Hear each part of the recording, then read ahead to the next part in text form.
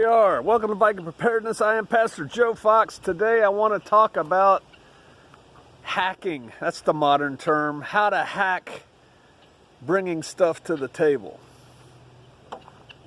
I'll come up with a more succinct way of phrasing that for the title.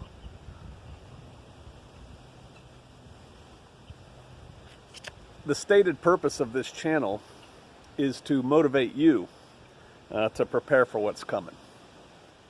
And to do that, I try hard to give you good ideas, to lead by example, to show you my example and things like that. And the purpose of this channel is not to demotivate people. To crush hopes, dreams, and aspirations. That is not it.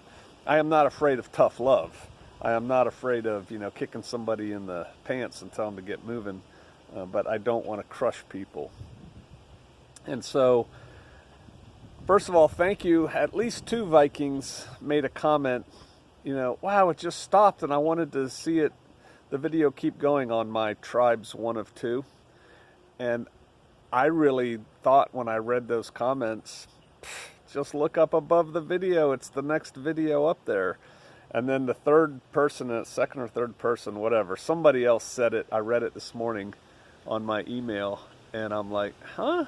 And I went and checked, and lo, I had not posted the second one, so I did.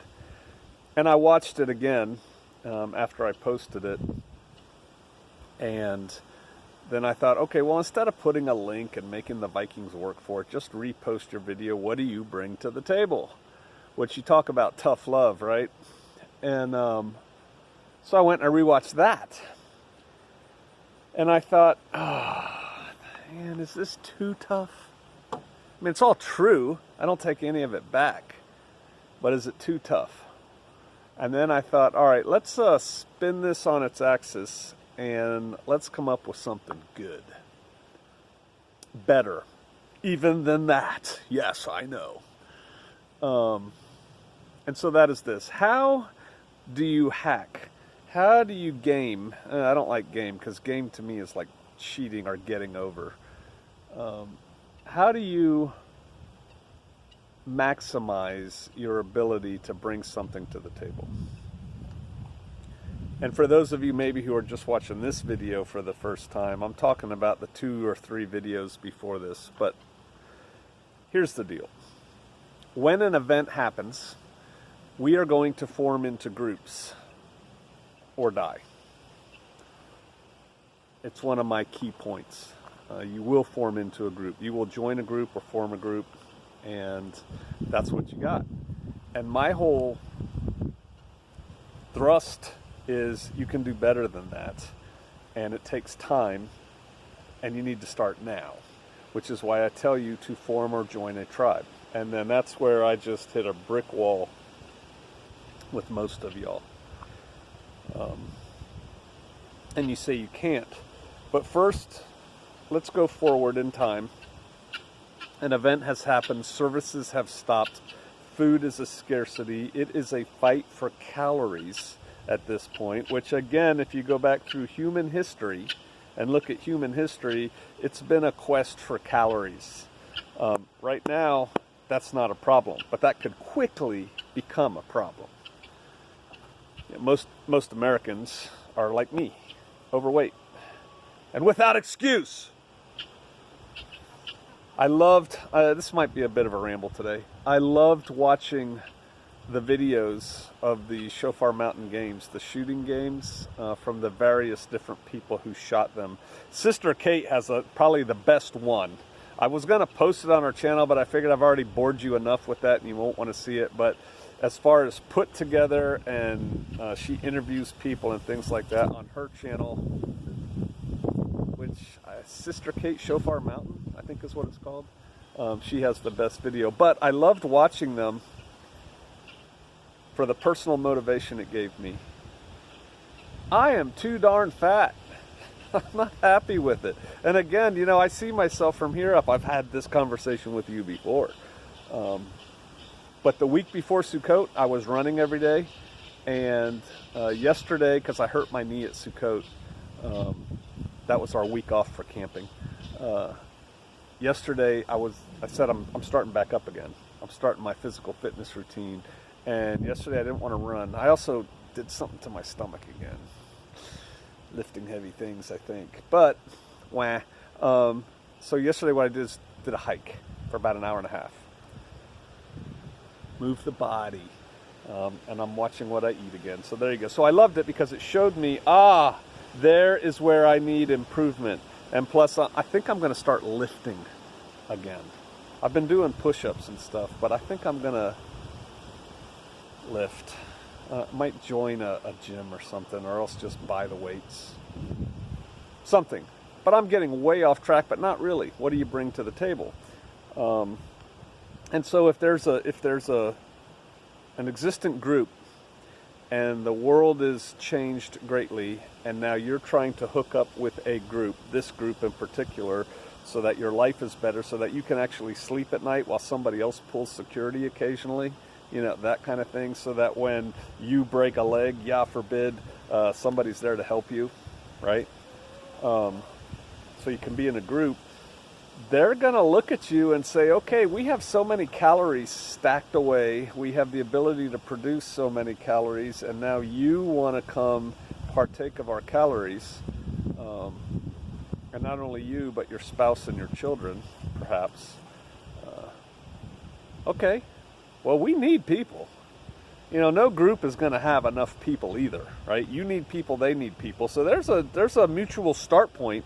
But now the negotiation begins, whether it's stated or not, and they're thinking, are you worth the calories that we're going to have to invest in you for this group? It's harsh, and that's what that video is about. And then I made some comments, and I said, you know, you have liabilities, you have assets, so do I. Liabilities, assets. Work now to minimize your liabilities and maximize your assets. I want to take that and run with it. How do you hack that, getting into a group?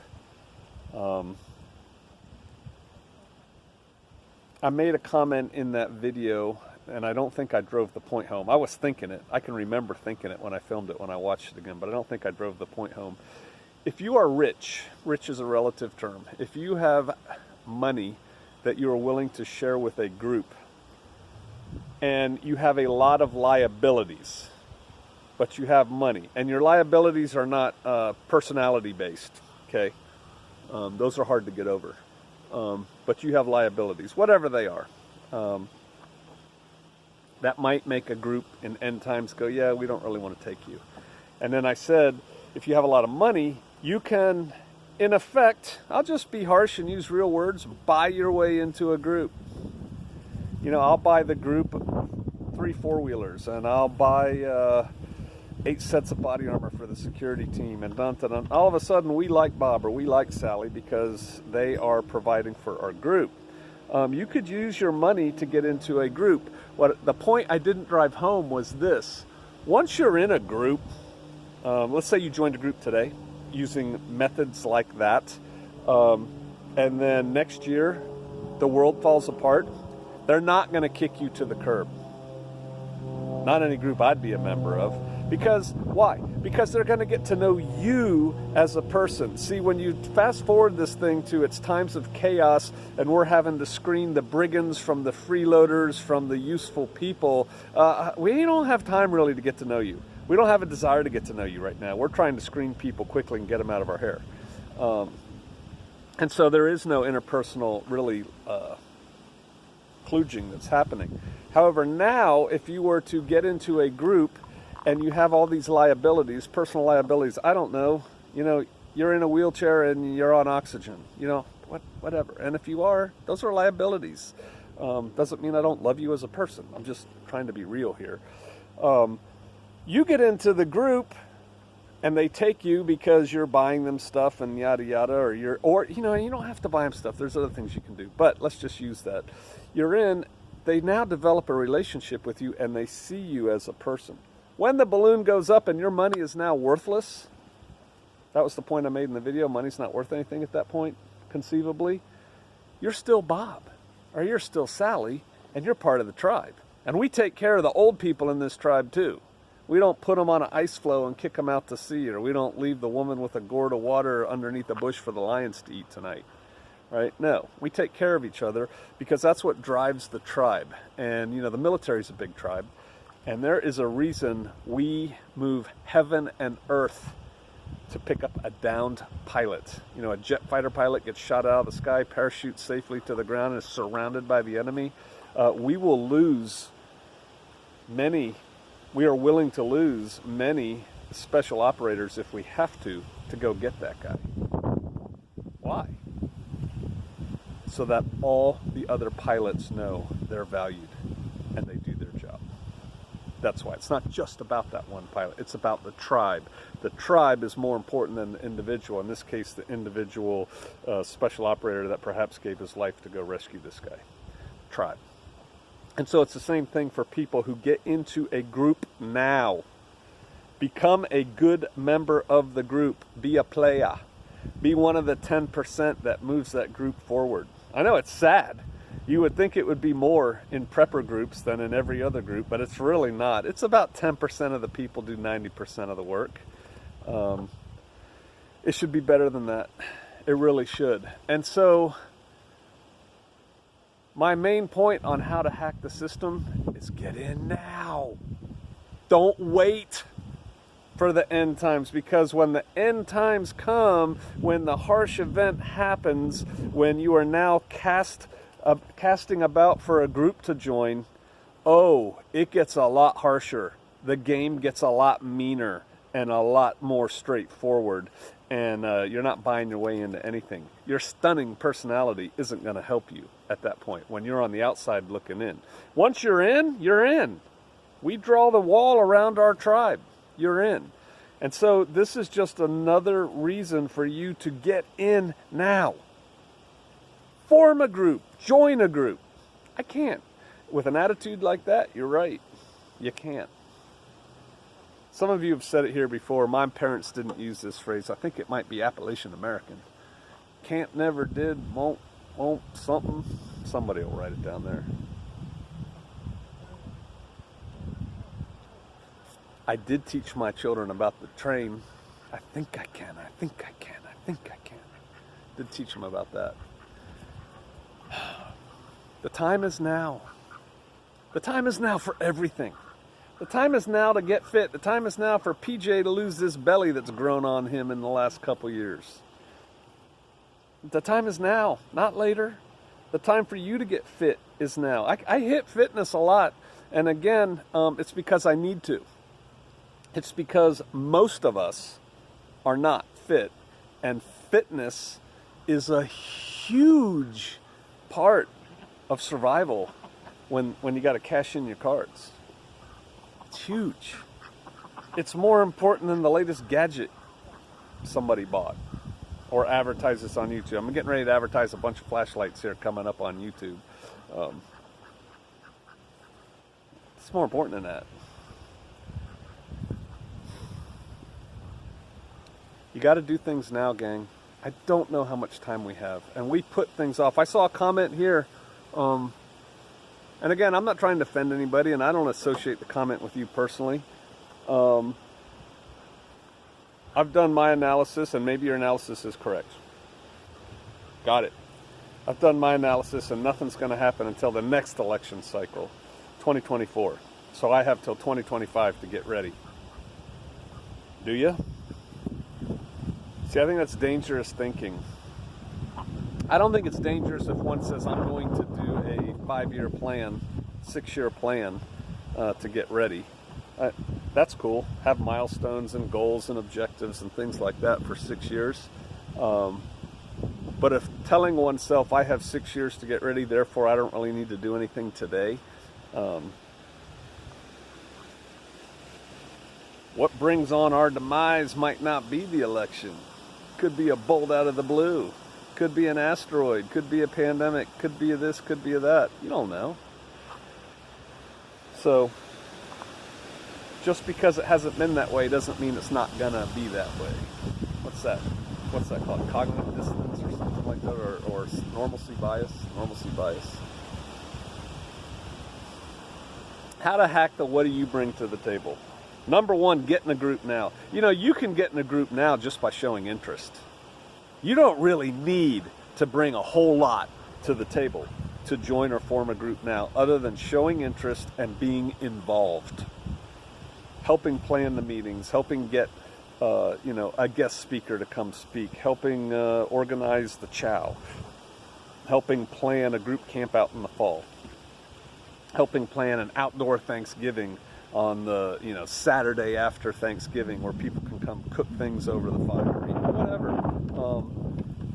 All it takes now is willingness and motivation to go act, and you can be part of a group that, with very little else bringing to the table, just your stunning personality and willingness to help, once the balloon goes up, that group will draw a curtain around itself, and you'll be part of that self.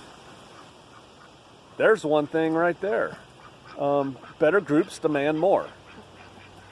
In Special Forces, you have to meet a certain standard that's different from infantry, right? That's different from clerk typist. You have to meet a certain standard just to get in, but once you're in, for the most part. Maybe you do need to up your skill set. We should all be learning more all the time. We should all be moving forward. We should all be doing better every day. We should be making ourselves better people every day. So that, one, we bring more to the table, but more importantly than that, so that we're better people.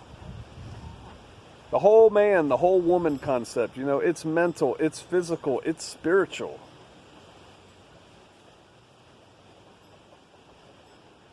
How much are you working on those things? As opposed to, I go through my day, I drink my coffee, I read my iPhone. I'm talking about myself right now. I check the news, I go to my job. In my case, I do my chores. They never change. Well, they do change this time of year, but work with me. I go to my job, I come home, I get on the TV, I watch the sports, I go shopping, I go to church on Sunday for most of you. Where's your improvement? Where's the effort that you're putting into yourself to bring more to the table? How are you improving yourself physically? How are you improving yourself mentally? How are you improving yourself spiritually? What are you doing in those areas to become a better person? Or are you just satisfied with being a lump on the couch?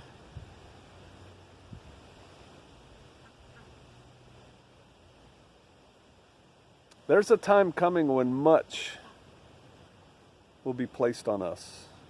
We will be called to do much, and most will fail.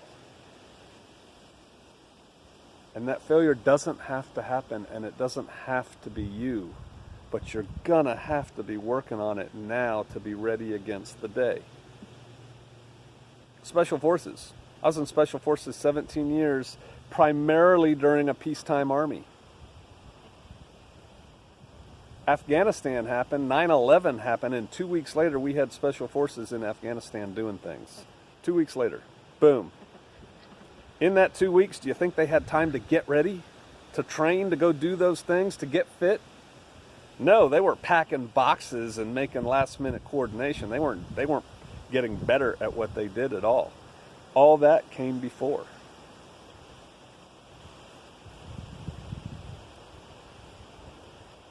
I know a lot of people use preparedness as a hobby. Some don't even use it as a hobby. They just use it as a diversion that they like watching, preparedness videos or bushcraft videos or whatever, while they're eating Doritos and drinking Coke. And that's it. Then some people make it a hobby. They buy some things, they do some things, they talk about it every now and then. All the way up to people who make it a lifestyle. Who do you think is going to do better?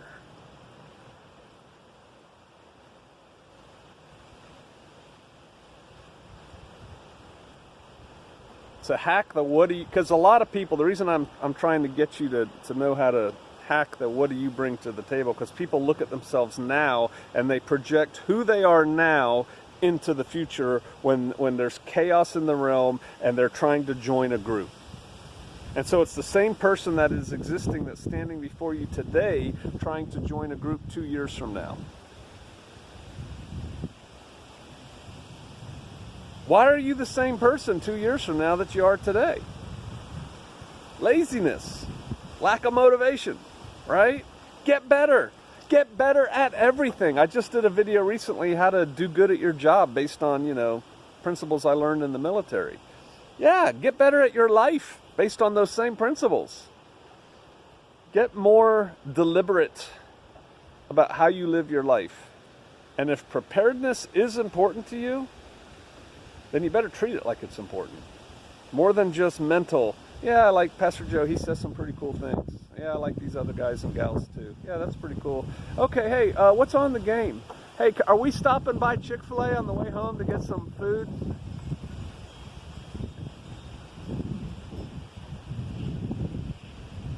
I don't like professional athletes. I think they're a bunch of whiny non-Americans who are overpaid. But one thing they're really good at, for the most part, their job. If their job is to kick a leather ball down the field or run it down the field or catch it or throw it or get somebody else out of the way, they're really good at that. You know why they're really good at it? Because they work hard at it. They work hard at it. People who are good are generally hard workers. They work at what they're good at. They make it look easy, but they work hard. How hard are you working? How hard are you working on you so that you have something to bring to the table? I hope really hard. All right. I'll see you out there.